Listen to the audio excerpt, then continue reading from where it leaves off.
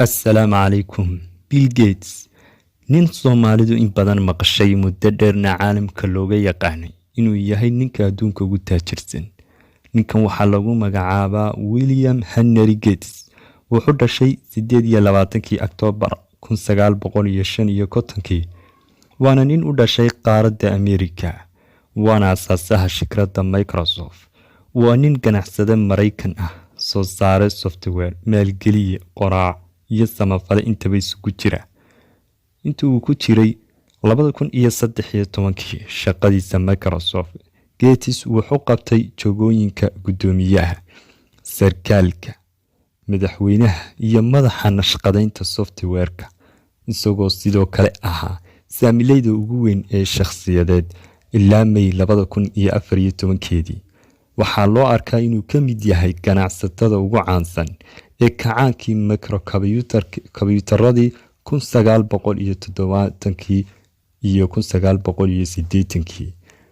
sanadka 2021 Gates waxaa jira niman kaga horeeya xagga kaalinta koowaad ee taajirnimada adduunka, waxaana lagu qiyaasaa lacagtiisa maanta 145.1 bilyan oo dollar. waa laga yaabaa inaad isleedahay ninkan maxaa ka cusub. ayaamahan waxaa warbaahinta caalamku qaada dhigaysaa inay kala tageen xaaskiisa oo ay wada joogeen 27 sano. Divorces are known to be expensive, but this one is set to involve eye-watering numbers. Billionaires Bill and Melinda Gates have announced they're splitting after 27 years of marriage. We learned late today that Bill and Melinda Gates are ending their 27-year marriage. Gates, co-founder of Microsoft, the couple, two of the richest people in the world. As a couple through the Bill and Melinda Gates. Xaaskiisa waxaa lagu magacaabaa Mallina. sidoo kale waxay isku leeyihiin 3 caruuraa kadib markuu bartiisa Twitter-ka ku soo qoray qoraalkan isagoo leh fikir aad u badan iyo shaqo badan.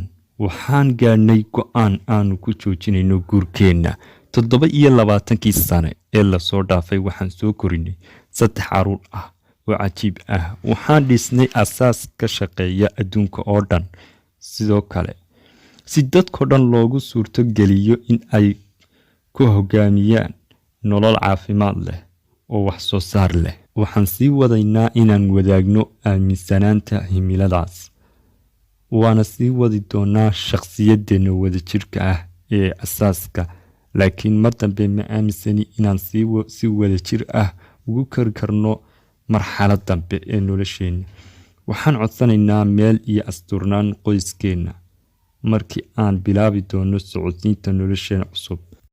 haddaba daawada su-aasha meesha taal ayaa ah, ma u malaynaysaa in lacagtu tahay waxaan lagu kala tegin?